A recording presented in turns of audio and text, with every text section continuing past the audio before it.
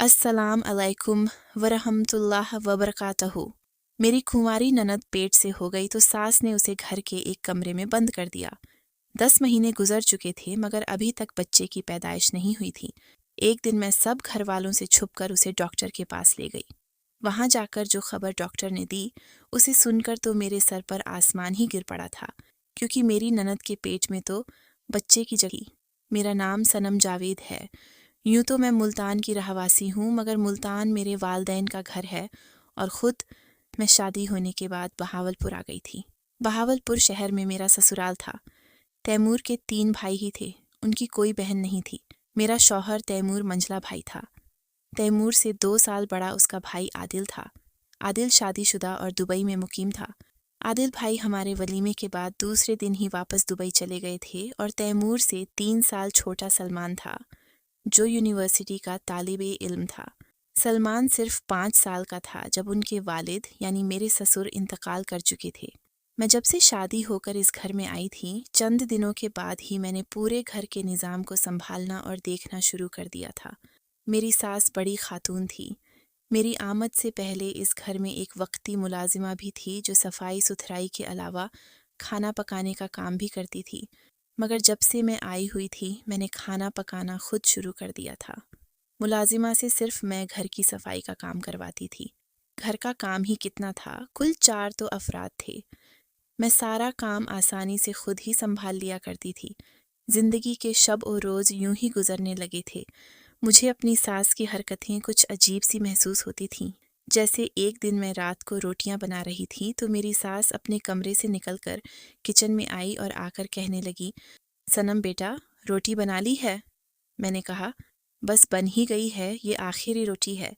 तब मेरी सास कहने लगी, बेटा ऐसा करो, रोज़ाना 2 रोटियां फालतू भी बना लिया करो। मैंने हैरत से पूछा, अम्मी जान, फालतू रोटी क्या करनी है? ठंडी हो जाएगी, कोई खाता भी नहीं है, फिर सुबह तो जाया हो जाएगी। मगर मेरी सास कहने लगी, नहीं बेटा, तुम बना लेना, मुझे सुबह चिड़ियों और परिंदों के लिए बारीक करके उन्हें डालनी होती है। मैंने कहा, जी ठीक है। इसके बाद मैंने कभी नोट नहीं किया कि मेरी सास वो रोटी वाकई चिड़ियों को ही डालती थी या उसका कुछ और करती थी। ये चंद दिन बाद की बात है। आधी रात के वक्त मेरी आंख खुली। प्यास महसूस हुई तो मैं पानी पीने किचन की तरफ चली गई थी। मगर मैं ये देखकर हैरान व परेशान रह गई कि मेरी सास पहले से ही किचन में मौजूद थी। वो हांडी पर पड़ी रोटी निकाल रही थी। मैंने कहा, अम्मी, आप इस वक्त किचन में क्या कर रही हैं? कुछ चाहिए था तो मुझे आवाज़ दे देती। मुझे अचानक वहाँ देखकर मेरी सास कुछ परेशान सी हो गई थी और घबराकर कहने लगी, नहीं नहीं, वो तो मैं ये रोटी निकाल रही थी जो सुबह चिड़ियों को डालनी है। मैं न समझी कि आलम में उनके चेहरे की तरफ देख रही थी। रोटी सुबह चिड़ियों को डालनी है, मगर आधी रात को क्यों निकाल रही हैं? मगर मेरी सास वहाँ खड़ी इस तरह मेरी मुंतज़िर थी जैसे वो मेरे जाने का इंतज़ार कर रही हैं। मैंने फिर जल्दी से पानी पिया और कमरे में वापस आ गई थी। मगर ये बात मेरे दिलो दिमाग में खटकने लग गई थी कि आधी रात को चिड़ियों को रोटी कौन डालता है? उस वक्त कौन सी चिड़ियाँ आती हैं? आखिर कुछ देर तो उसी बात को सोचकर मैं अपने आप में उलझती रही। फिर किस वक्त मेरी आंख लग गई, मुझे पता ही न चला। कुछ दिन यूं ही गुजर गए और फिर एक दिन मैंने एक अजीब बात देखी। रात को शायद 11 या 12 बजे का वक्त होगा, जब लाइट जाने की वजह से मेरी आंख खुल गई थी। लाइट नहीं थी तो हर तरफ अंधेरा ही अंधेरा था। मगर बेड पर लेटे लेटे मेरी नज़र खिड़की से बाहर सहन में चली गई थी तो ये देखकर मेरी जान निकल गई कि सहन में रोशनी का गोल दायरा हरकत कर रहा था।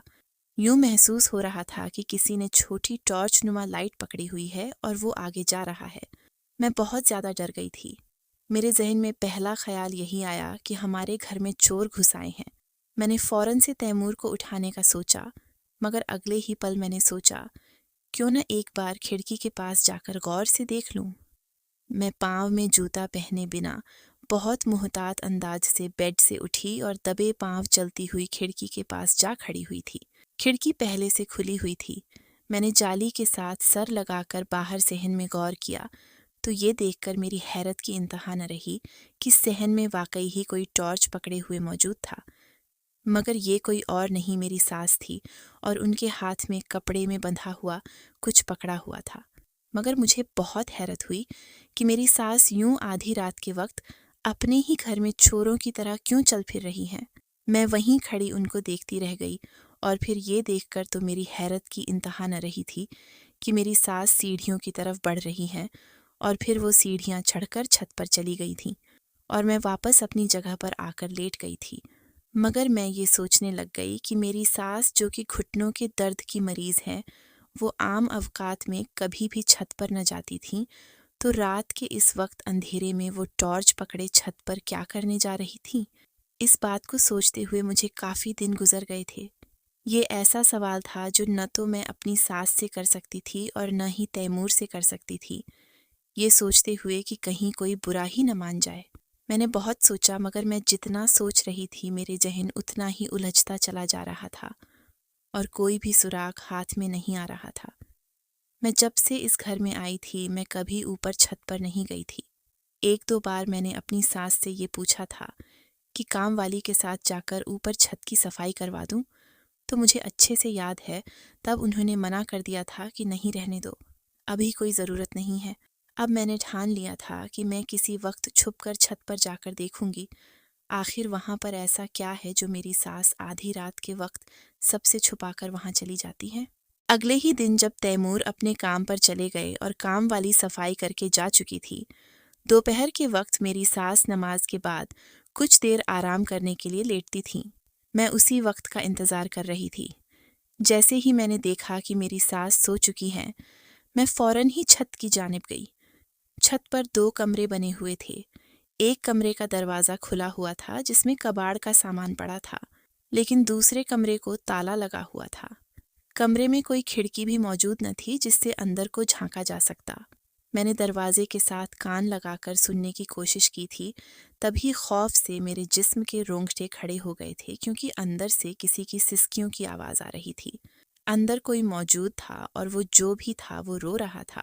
اب یہ تو میں جان چکی تھی کہ اوپر اس کمرے میں کوئی موجود ہے، مگر یہ کون ہے، اس راز سے پردہ اٹھانا ابھی باقی تھا۔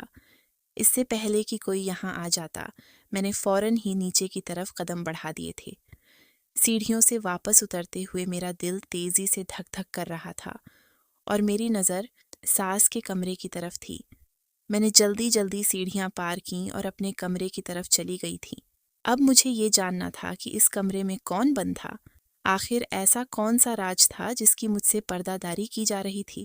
اور تو اور میرے شوہر نے کبھی بھی مجھے بھنک تک نہ لگنے دی تھی۔ میں بھی تو اس گھر کا فرد تھی، مجھے بھی تو سب جاننے کا حق حاصل تھا۔ مجھے یہ چیز بری طرح سے کھٹک رہی تھی کہ مجھ سے کچھ چھپایا جا رہا تھا۔ خیر، اب میں آرام سے بیٹھنے والوں میں سے تو بالکل بھی نہیں تھی۔ میں نے ٹھان لیا تھا کہ میں اس راز سے پردہ اٹھا کر ہی رہوں گی، اور چند دنوں کے بعد ہی مجھے اس چیز کا بھی موقع مل گیا تھا۔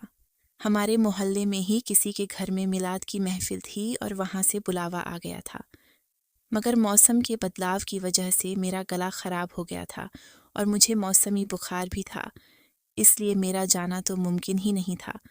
تو میری ساس نے حامی بھر لی کہ وہ خود ہی چلی جائیں گی۔ میلاد کی محفل ظہر کی نماز کے بعد تھی۔ جیسے ہی میری ساس نماز پڑھنے کے بعد تیار ہو کر گھر سے نکلیں، میں نے فوراً دروازے کی کنڈی چڑھائی اور جلدی سے اپنی ساس کے کمرے کی طرف بڑھ گئی تھی۔ میں ان کے کمرے میں موجود میز کے دراز دیکھنے لگ گئی تھی۔ مجھے اس چابی کی تلاش تھی جو تالا اوپر کو لگا ہوا تھا۔ میں نے چاروں دراز دیکھ لیے، مگر کسی میں بھی کوئی چابی موجود ہی نہ تھی۔ پھر میں نے ساس کی الماری کھولی، وہاں بھی اچھی طرح سے دیکھا تھا، مگر وہاں بھی مجھے کوئی چابی نہیں ملی تھی۔ میں مایوس ہو چکی تھی، مگر پھر اچانک سے مجھے خیال آیا۔ میں نے فوراً ہی آگے بڑھ کر ساس کے بستر پر موجود تکیا اٹھا کر دیکھا تو اس کے نیچے سے مجھے چابی مل گئی تھی۔ میں نے فوراً سے وہ چابی اٹھائی اور جلدی سے سیڑھیاں چڑھ کر چھت پر چلی گئی۔ میں دعا کر رہی تھی کہ چابی اسی تالے کی ہو، اور ایسا ہی ہوا تھا۔ جیسے ہی میں نے چابی تالے میں ڈالی، وہ تالا فوراً سے کھل گیا۔ تالا کھول کر میں نے کمرے کا دروازہ کھولا اور یہ دیکھ کر میری حیرت کی آنکھیں پھٹی کی پھٹی رہ گئی تھیں کہ سامنے ایک نوخیز لڑکی فرش پر بیٹھی ہوئی تھی، جس کے بال بکھرے ہوئے تھے اور حلیہ بہت برا تھا۔ اس کے دونوں پاؤں اور ایک ہاتھ کو زنجیر سے باندھا گیا تھا۔ وہ حیرت سے آنکھیں پھاڑے جا رہی تھیں۔ مجھے دیکھ کر فوراً سے رونے لگ گئی اور میری منتیں کرنے لگ گئی کہ مجھے کھول دو، مجھے یہاں سے نکال دو۔ میں جلدی سے آگے بڑھی اور زمین پر اس کے پاس بیٹھ کر پوچھنے لگی، تم کون ہو؟ جس پر اس نے اپنی آنکھیں صاف کرتے ہوئے الٹا مجھ سے سوال کیا اور کہنے لگ گئی، تم کون ہو؟ میں نے اسے بتا دیا کہ میں تیمور کی بیوی ہوں۔ میرے جواب پر اس کے چہرے پر حیرت اور خوشی کے ملے جلے تاثرات ابھرے تھے اور وہ حیرانگی سے کہنے لگ گئی، اچھا، تیمور بھائی کی شادی ہو گئی ہے؟ میں نے کہا، ہاں، مگر تم نے میرے سوال کا جواب تو دو نا کہ تم کون ہو؟ اور اس نے جو جواب دیا اسے سن کر میرے سر پر آسمان ہی گر پڑا۔ وہ کہنے لگ گئی، میرا نام آمنہ ہے اور میں تیمور کی بہن ہوں، مگر تیمور نے تو بتایا تھا کہ ان کی کوئی بہن ہی نہیں، وہ لوگ 3 بھائی ہیں۔ میں حیرت اور شش و پنج میں مبتلا تھی۔ میں نے اس سے اگلا سوال کیا، کیا تم تیمور کی سگی بہن ہو؟ جس پر اس نے جلدی سے اس بات میں سر ہلا دیا کہ ہاں، میں تیمور کی سگی بہن ہوں۔ تو پھر وہ لوگ اپنی سگی بہن اور میری ساس اپنی سگی بیٹی کے ساتھ ایسا بدترین سلوک کیوں کر رہے ہیں؟ میری الجھن سلجھنے کی بجائے اور الجھ چکی تھی۔ ایک سوال کا جواب میں نے تلاش کر لیا تھا اور 100 سوال اور کھڑے ہو گئے تھے، مگر اب میرا یہاں اور رکنا خطرناک ہو سکتا تھا۔ میں فوراً جانے کے لیے کھڑی ہو گئی تھی، مگر جیسے ہی میں کھڑی ہوئی تو وہ لڑکی پھر سے میری منتیں کرنے لگ گئی اور کہنے لگ گئی، دیکھو، مت جاؤ، مجھے کھول دو، مجھے یہاں سے نکال دو۔ میں نے اس کا ہاتھ پکڑ کر اس سے وعدہ کیا کہ میں دوبارہ ضرور آؤں گی، مگر ابھی مجھے جانا ہوگا۔ میں نے اس سے وعدہ کیا کہ میں یہاں سے اسے نکالوں گی، مگر اب بھی نہیں۔ ابھی مجھے بہت سے سوالوں کے جوابات تلاش کرنے ہیں، مگر بہت جلد میں اسے یہاں سے نکالوں گی۔ میں اس لڑکی کو امید کا ایک سرا پکڑا کر خود فوراً سے دروازے کو تالا لگا کر واپس نیچے آ گئی تھی اور چابی وہیں اسی جگہ پر واپس رکھ دی تھی، اور اس کے بعد میں نے اپنی ساس پر نظر رکھنا شروع کر دیا تھا۔ تو مجھے پتہ چلا تھا کہ میری ساس رات کی اندھیرے میں روٹی اپنی بیٹی کو ہی دینے جاتی تھیں اور وہ اسے دن میں ایک بار ہی کھانا دیتی تھیں۔ کچھ دنوں کے بعد میں نے باتوں باتوں میں تیمور سے ذکر کیا، تیمور، کیا آپ لوگوں کی کوئی بہن نہیں تھی؟ میرے اس سوال پر تیمور نے کھانا کھاتے ہوئے چونک کر میری طرف دیکھا تھا، تو میں نے نظریں چراتے ہوئے ان سے کہا کہ میں آمنہ کے بارے میں جاننا چاہتی ہوں۔ جس پر تیمور نے نفرت بھرے لہجے میں کہا، نام مت لو اس بد کردار کا میرے سامنے۔ میں نے دبے ہوئے لہجے میں کہا، مگر تیمور، میں بھی گھر کا فرد ہوں، مجھے بھی یہ پورا جاننے کا حق حاصل ہے کہ اس گھر میں کیا چل رہا ہے۔ جس پر تیمور نے ٹھنڈی آہ بھرتے ہوئے کہا، میں تمہیں بتاتا ہوں۔ تیمور کہنے لگا، آمنہ ہم دونوں بھائیوں سے چھوٹی ہے۔ اکیڈمی جاتے ہوئے آمنہ کسی لڑکے سے ملنے لگ گئی تھی اور وہ اسے پسند کرنے لگ گئی تھی۔ جب گھر میں اس کی شادی کا ذکر چھڑا تو اس نے امی سے کہا کہ وہ شادی کرے تو صرف اس لڑکے کے ساتھ۔ ہم نے اس لڑکے کے بارے میں کچھ تحقیقات کی تو پتہ چلا کہ وہ عیاش اور بہت چالاک لڑکا ہے، نہ جانے کتنی لڑکیوں کے ساتھ اس کے تعلقات تھے۔ ہم نے آمنہ کو سمجھایا، مگر آمنہ اپنی ضد پر قائم تھی، مگر ہم جانتے بوجھتے اپنی بہن کو اس اندھے کنویں میں دھکا نہیں دے سکتے تھے۔ ہم نے آمنہ کا کالج بند کروا دیا، مگر ہمیں پتہ ہی نہ چلا کہ کب اس نے یہ انتہائی قدم اٹھا لیا تھا۔ تیمور نے نفرت سے فرش پر ایک جانب تھوک دیا تھا۔ باقی کی کہانی میں آمنہ کا وجود دیکھ کر سمجھ چکی تھی۔ تیمور پھر سے بتانے لگ گئے کہ تب ہم سب مل کر یہ فیصلہ کیا کہ اس بد کردار کو مار کر اس کے ناپاک خون سے اپنے ہاتھ گندے نہیں کریں گے۔ ہم نے اسے کمرے میں بند کرنے کا فیصلہ کر لیا اور ہم نے امی کے ساتھ مل کر یہ طے کر لیا کہ جب تک یہ بچہ پیدا نہیں ہوگا تو ہم اسے احدی سینٹر کے جھولے میں رکھوائیں گے اور آمنہ اپنی موت تک اسی حال میں رہے گی۔ مگر تم اس بات کا ذکر بھی امی کے سامنے مت کرنا، ہمارے لیے وہ مر چکی ہے۔ میں نے تیمور سے کہا، آپ بے فکر رہ جائیں، میں بالکل بھی آمنہ کا ذکر نہیں کروں گی۔ آخر میں تیمور فکر مندی سے کہنے لگا کہ صنم، اب تم نے آمنہ کا ذکر چھیڑا ہے تو میں تم سے ایک بات پوچھنا چاہتا ہوں۔ پہلے تو یہ بات مجھے پریشان کرتی تھی، مگر ظاہر ہے میں امی سے یہ باتیں تو نہیں کر سکتا تھا۔ میں نے کہا، جی کہیں، کیا بات ہے؟ تب تیمور کہنے لگا، بچے کی پیدائش تو 9 مہینے کے اندر اندر ہو جاتی ہے، جبکہ آمنہ کو اس کمرے میں بند ہوئے 9 مہینے سے زیادہ کا عرصہ ہو چکا ہے۔ وہ تو واقعی پریشان کن بات ہے، میں نے فکر مندی سے کہا۔ آپ پریشان مت ہوں، میں کچھ سوچتی ہوں، میں نے تیمور کو تسلی دیتے ہوئے کہا۔ تیمور کو تو تسلی ہو گئی، مگر میں خود پریشان ہو چکی تھی۔ اگر آمنہ کو اس کمرے میں 9 مہینے سے زیادہ عرصہ ہو چکا تھا تو اس کا صاف مطلب ہے کہ آمنہ کو کسی ڈاکٹر سے چیک اپ کروانے کی اشد ضرورت تھی، مگر اس گھر میں کوئی بھی اس کا نام تک لینے کو تیار ہی نہیں تھا۔ اس کا مطلب یہ تھا کہ مجھے خود ہی کچھ کرنا تھا۔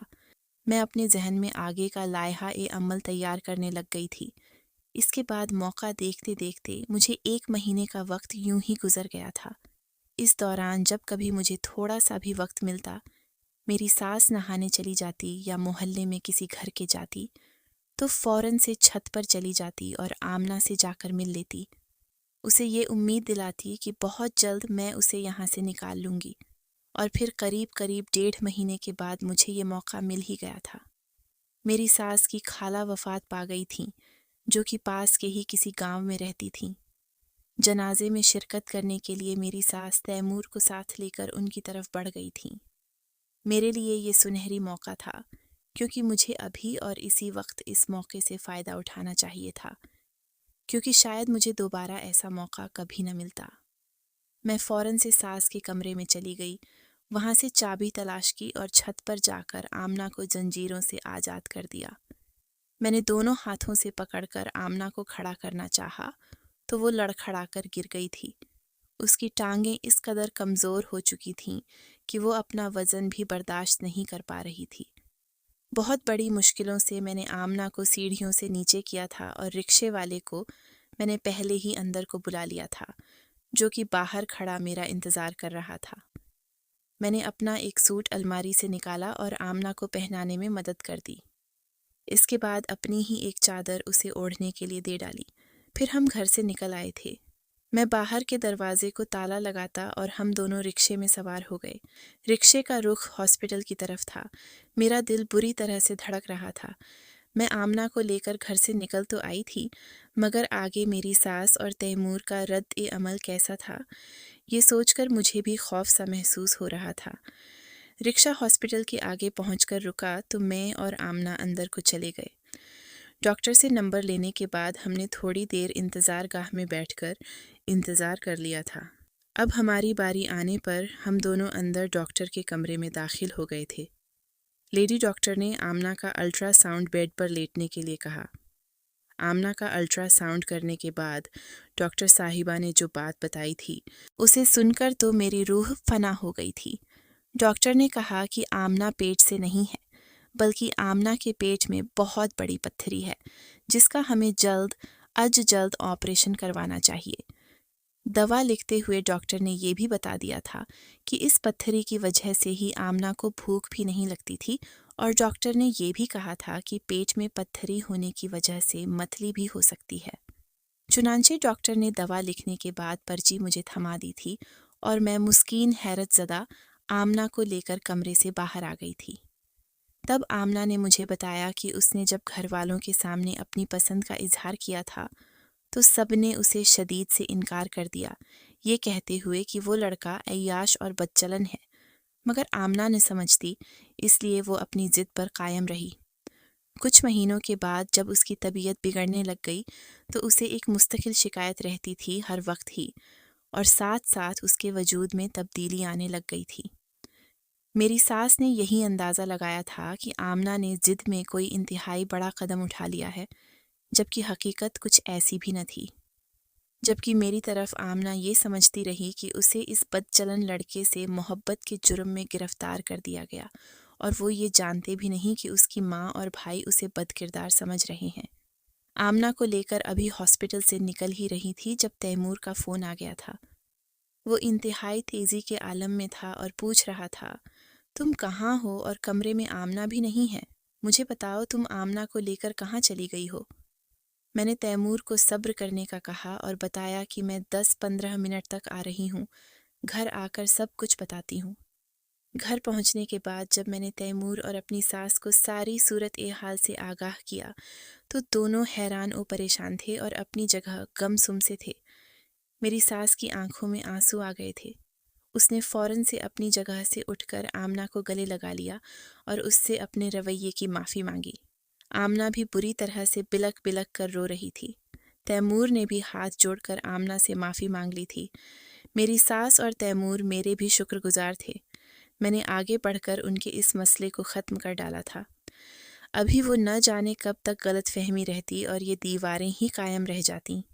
میں بہت زیادہ خوش اور مطمئن تھی اور رنجیدہ بھی کہ اگر وہ سب مل کر ایک دوسرے سے بات چیت کر لیتے تو نوبت یہاں تک کبھی نہ پہنچتی۔